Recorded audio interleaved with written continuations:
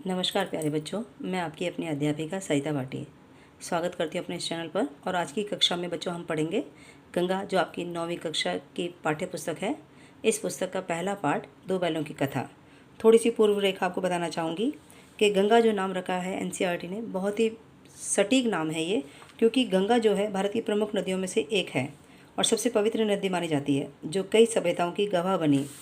गंगा भारत के उत्तरी राज्य को हरियाली, जीवन, संस्कृति का वरदान देती हुई अविरल धारा में बहती रहती है। इसी तरह हमारी हिंदी भाषा भी भारत की प्रमुख भाषा है। हिंदी भारत की जान है, वह सभी भारतीयों का दिल है। हिंदी भारत की संस्कृति की बिंदी, अगर ये उक्ति कहूँ तो सटीक होगी। यह हमारी सभ्यता, संस्कृति की पहचान है। इसलिए हिंदी भाषा के समृद्ध ज्ञान से परिचय कराने व साहित्य के विभिन्न रूपों से आप सभी छात्रों को परिचित कराने में सक्षम होने के कारण ही आपकी इस पाठ्य पुस्तक का नाम गंगा रखा गया, जो कि सर्वथा उचित है और सटीक है। तो बच्चों, इसका पहला जो पाठ है गद्यांश या गद्य खंड से लिया गया दो बैलों की कथा है, जो कि हिंदी के कहानी सम्राट मुंशी प्रेमचंद द्वारा रचित है। मुंशी प्रेमचंद आधुनिक काल के प्रसिद्ध कहानीकार हैं और उनको इतनी कहानियाँ लिखने के कारण, समाज में एक क्रांति और चेतना लाने के कारण ही कहानीकार और सम्राट कहानीकार के रूप में उपाधि दी गई। तो कहानी के सम्राट की उपाधि इनको प्राप्त है। इन्होंने जो अपनी एक कहानी लिखी है दो बैलों की कथा, हम भारतीयों को स्वतंत्रता प्राप्ति के लिए प्रेरित करने के लिए लिखी। जो साधारण जीव होकर बैल जो पशु हैं, वो भी अपनी आज़ादी के लिए प्रयत्न करते हैं, संघर्ष करते हैं, यातनाएं झेलते हैं। तो हम भारतीय क्यों इतने सालों से गुलामी का जीवन जी रहे थे? भारतीयों को चेतना देने के लिए, नई विचारधारा उनमें उत्पन्न करने के लिए कहानी सम्राट मुंशी प्रेमचंद जी ने इस कहानी की रचना करी थी। तो इस कहानी की शुरुआत जो होती है वो इस वजह से होती है कि इसमें जो झूरी काची नाम का एक किसान है, जो खेती करके अपना जीवन यापन करता है। उसके पास दो बैल हैं, हीरा और मोती नाम के, जिनमें बहुत गहरी मित्रता है। दोनों हृष्टपुष्ट हैं और बहुत ही मित्रतापूर्ण जीवन व्यतीत कर रहे हैं। झूरी काची के पास बड़े प्यार से रहते हैं और झूरी काची भी इन्हें बहुत प्यार करता है।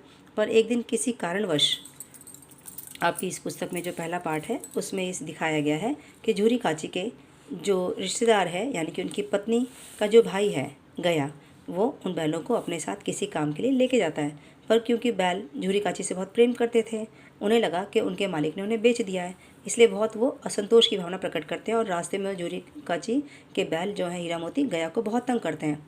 गया भी उनके साथ गलत व्यवहार करता है, उनको मारता ले जाता है, घर पे जाकर उनको सूखा चारा देता है। इससे दोनों बैलों को बहुत अपमानित महसूस होता है। इस अपमान की भावना से ही दोनों बैल वहाँ से भागने के लिए प्रयत्न करते हैं।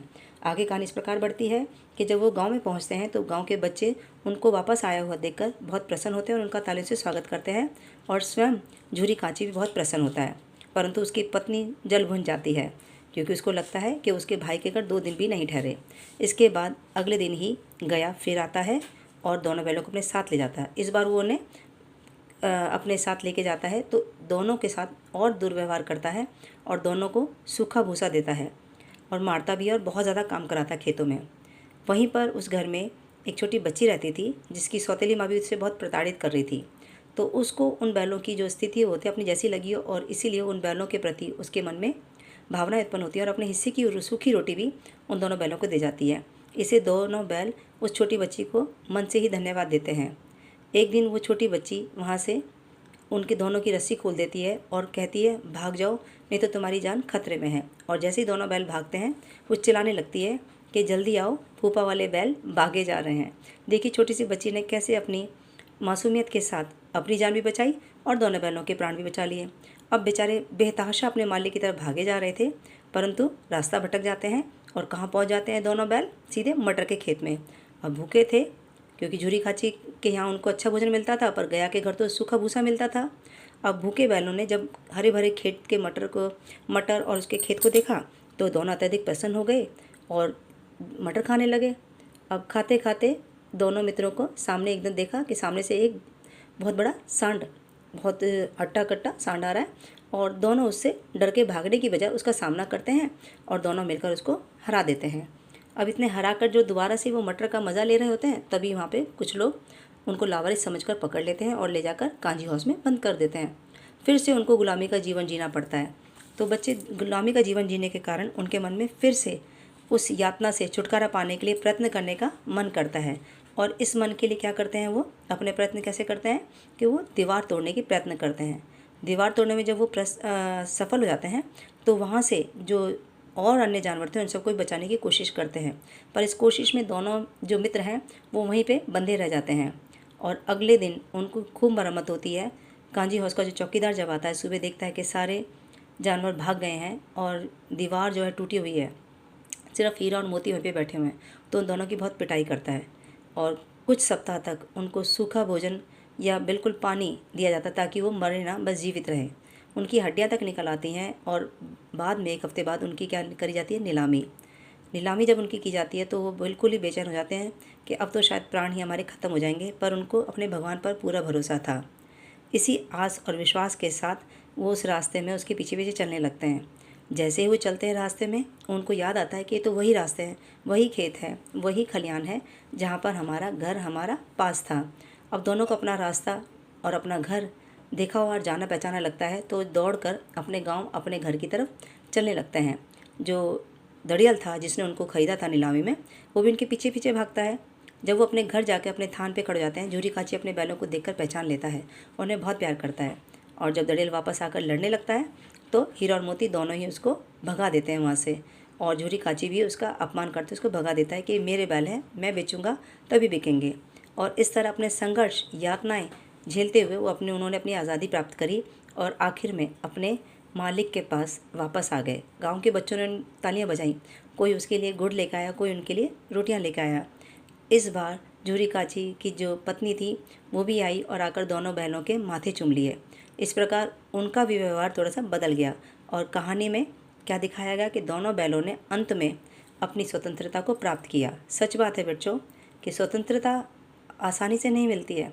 आज़ादी का जीवन जीना चाहते हैं तो उसके लिए संघर्ष करना ही पड़ता है, नहीं तो आपकी आज़ादी कभी भी खतरे में पड़ सकती है। शायद यही सीख मुंशी प्रेमचंद जी भारतीयों को देना चाहते थे उस समय कि हमें भी भारतीयों को एक गुलामी के जीवन से छुटकारा पाने के लिए संघर्ष करना पड़ेगा। तो इस कहानी के माध्यम से लेखक ने जो शिक्षा दी वो भारतीयों के मन में बस गई और भारतीयों ने भी अपनी आज़ादी के लिए प्रयत्न किया। तो इस तरह से बच्चों आपका ये पाठ ख़त्म होता है यहाँ पे। और इस पाठ की जो अभ्यास है उससे वैसे जैसा कि मैंने आपसे कहा था कि मैं पाठ का सार और अभ्यास दोनों ही आपसे इस वीडियो में आपके संग शेयर करूँगी। तो इसकी जो पहली अभ्यास है उसमें आपसे MCQs के रूप में, ठीक है, क्वेश्चन पूछे गए हैं, जिनमें आपका पहला जो प्रश्न है वो इस प्रकार है बच्चों। अगर आप कहें तो मैं प्रश्नों की व्याख्या भी और इनकी आंसर्स की व्याख्या भी आपको बता दूंगी। तो जो प्रश्नों के सटीक उत्तर चुनने आपने, कहानी में हीरा और मोती का आपसी संबंध किस गुण को मुख्य रूप से दर्शाता है। देखिए कितनी साधारण सी बात है, पर हीरा और मोती का आपसी संबंध कैसा था, दोनों किस तरह से एक दूसरे को प्यार करते थे। तो इसमें आप कह सकते हैं कि उनमें एकता और सहयोग की भावना थी। किसकी थी? एकता और सहयोग की भावना। इस तरह से आपका उत्तर नंबर ख होगा। दूसरा आपका प्रश्न, हीरा मोती ने नया स्थान स्वीकार क्यों नहीं किया? क्योंकि उन्हें लगा कि उनके मालिक ने उन्हें बेच दिया है। ये सोचकर उन्हें अपना अपमान लगा और इसलिए उन्होंने नया स्थान, जो कि क्या था, गया का घर, गया के घर उन्हें अपमान लगा और उन्हें लगा उनके मालिक ने उन्हें बेच दिया है, इसलिए उन्होंने वह नया स्थान स्वीकार नहीं किया। बिल्कुल बैलों को अपने मालिक से बहुत प्रेम था और उसी प्रेम के बदले जब उन्हें यहाँ पर गया के घर में अपमान मिला तो उन्हें वो स्थान अपना नहीं लगा, उन्हें अपनापन नहीं लगा। अगला प्रश्न आपका है, बैलों ने रस्सी तोड़कर घर लौटने का निर्णय क्यों लिया? अब देखिए, जब बैल हैं, गुलामी का जीवन जीने के कारण वो भी आज़ादी चाहते थे, इसीलिए क्योंकि वो स्वतंत्रता प्राप्त करना चाहते थे। तो गया के घर में उनके साथ बहुत बुरा व्यवहार हो रहा था और अपने इस गुलामी की जंजीरों को तोड़कर वो अपनी स्वतंत्रता को प्राप्त करना चाहते थे, अपने मालिक के पास जाना चाहते थे। तो आपका उत्तर खा होगा इसमें। आपका प्रश्न 4 फिर है कि गया द्वारा डंडे से मारने पर मोती का आक्रोश किस मानवीय मनोवृत्ति का द्योतक है, किस मानवीय मनोवृत्ति का सूचक है? कि मनुष्य जैसी चेतना दिखाने के लिए कहानी में मूक भाषा का प्रयोग करा लेखक ने, पर यहाँ पर उन्होंने मानव के स्वाभिमान को व्यक्त किया है। क्योंकि मोती स्वभाव से थोड़ा उग्र था, जब उसने उस पर आकारणीय लाठी चलाई तो वो उग्र हो गया और अपने आत्मसम्मान को जगाते हुए, अपने स्वाभिमान को जगाते हुए अब उस गलत काम का उसने बहिष्कार किया। अगला प्रश्न आपका है कि कहानी में बैलों की मूक भाषा का प्रयोग लेखक ने किस लिए किया? अब आप कह सकते हैं कि मूक भाषा का प्रयोग है, दोनों बैल आपस में बात करते हैं तो मनुष्य जैसी चेतना दिखाने के लिए। लेखक यह दिखाना चाहते हैं कि जानवर भले ही बोल नहीं सकते, लेकिन उनकी जो भावनाएं हैं और विचार हैं वो भी एक दूसरे के मन की बातों को समझ सकते हैं। इसलिए लेखक ने संवादों के रूप में मूक भाषा का प्रयोग करा है। आपका अगला प्रश्न है बच्चों, छठा जो प्रश्न है आपका, कि दो बैलों की कथा को यदि स्वतंत्रता आंदोलन से जोड़ा जाए तो हीरा और मोती किसके प्रतीक हो सकते हैं। देखिए यहाँ पे भारत जब आज़ादी की लड़ाई लड़ रहा था तो स्वतंत्रता के लिए भारतीय जनता के संघर्ष को यहाँ पे वो दोनों वर्णित कर रहे हैं। ये उसके प्रतीक बन के आ रहे हैं हीरा और मोती, क्योंकि वो बार बार इस कहानी में देखते हैं, आपके कहानी में बार बार वो कैद होते हैं, अत्याचार सहते हैं, लेकिन हार नहीं मानते और हर बार अपनी आज़ादी के लिए प्रयत्न करते रहते हैं। यहाँ पर आपका मेरी समझ मेरे विचार के जो प्रश्न हैं उन पर आपके जो उत्तर हैं वो देना चाहूँगी।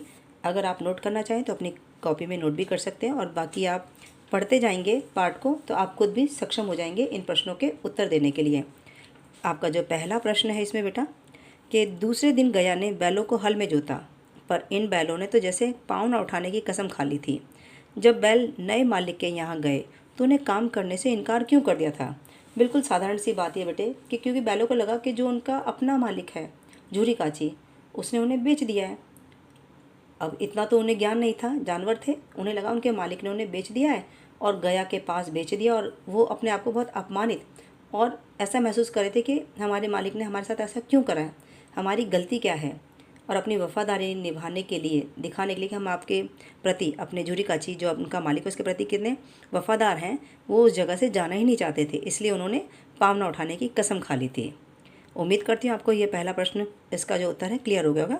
अब आपका जो दूसरा क्वेश्चन है बेटा, गांव के इतिहास में घटना अभूतपूर्व ना होने पर भी महत्वपूर्ण थी। बैलों का घर लौट आना कोई साधारण घटना नहीं है, कैसे। अब आपको संकेत भी दिए गए हैं। आपकी जो गंगा ये पुस्तक है बहुत ही अच्छी है, आपको सोचने पर और निर्णय लेने पर मजबूर करती है कि आप खुद प्रश्नों के बारे में सोचें और खुद निर्णय लें कि ये प्रश्न का उत्तर क्या होगा। तो देखिए वे क्यों लौट आए, ये संकेत है। उनके और झूरी के मन में कौन कौन से भाव रहे होंगे, क्या वास्तविक जीवन भी ऐसा ही होता है, आदि। तो आपका ये उत्तर होगा कि यह घटना साधारण नहीं थी, क्योंकि हीरा और मोती जानवर हैं और इतने कष्ट सहने के बाद अपने घर का रास्ता उन्होंने ढूंढ लिया।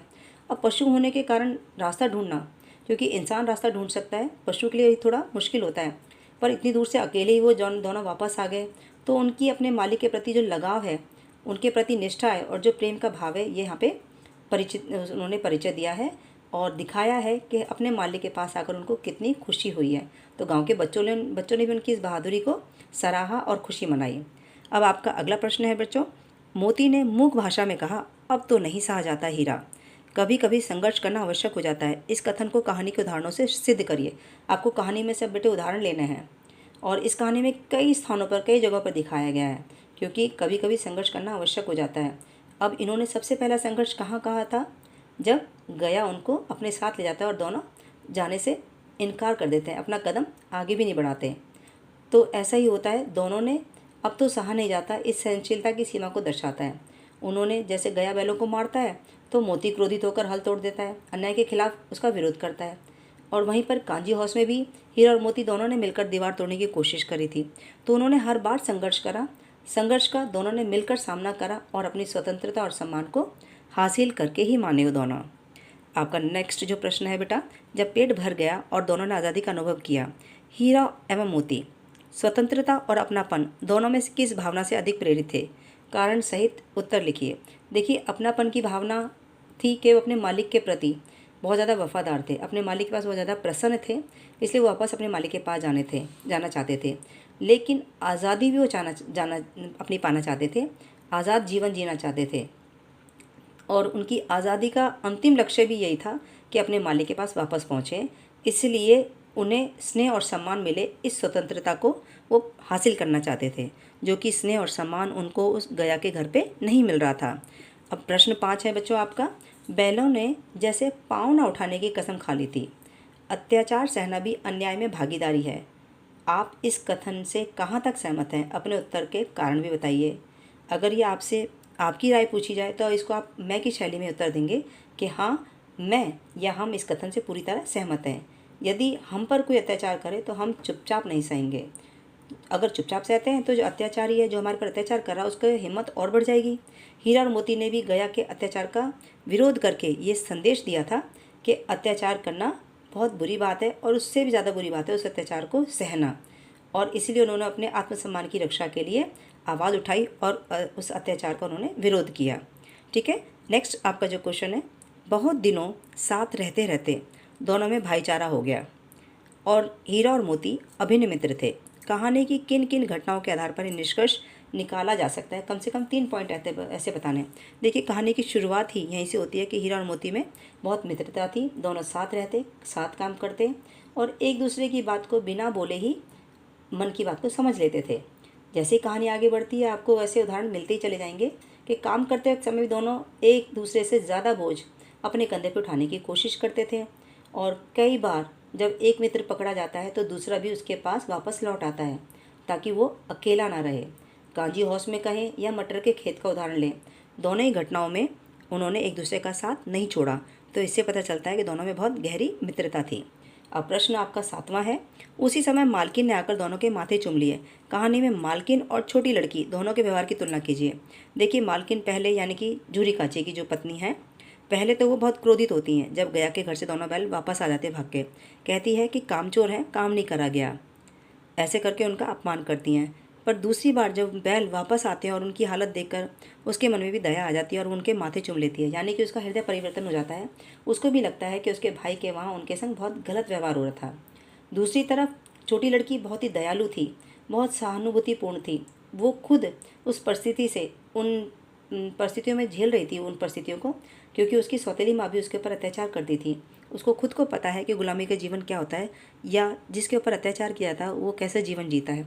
इसीलिए उसने, उस दयालु लड़की ने अपने हिस्से की रोटी उन बच्चों को दी, बची हुई रोटी उन दोनों बैलों को दी और उनकी सहायता करते हुए और अपनी जान बचाते हुए दोनों ही तरीके से उन्हें बुद्धिमानी का प्रयोग करते हुए उन दोनों बैलों को वहाँ से भागने का मौका दिया। तो इस तरह से दोनों के ही मन में ही मानवीय संवेदनाएं हैं और दोनों ने ही अपने अपने किरदार में दोनों बैल जो हैं उनको प्यार और सहानुभूति प्रदान करी। तो उम्मीद करती हूँ बच्चों आज की इस वीडियो में आपको ये पार्ट क्लियर हो गया होगा और इसके जो प्रश्नोत्तर हैं उससे संबंधित अगर कोई और समस्या है तो आप मुझे कमेंट बॉक्स में लिख सकते हैं। Thank you. फिर मिलूँगी आपसे नेक्स्ट क्लास में। Thank you everyone.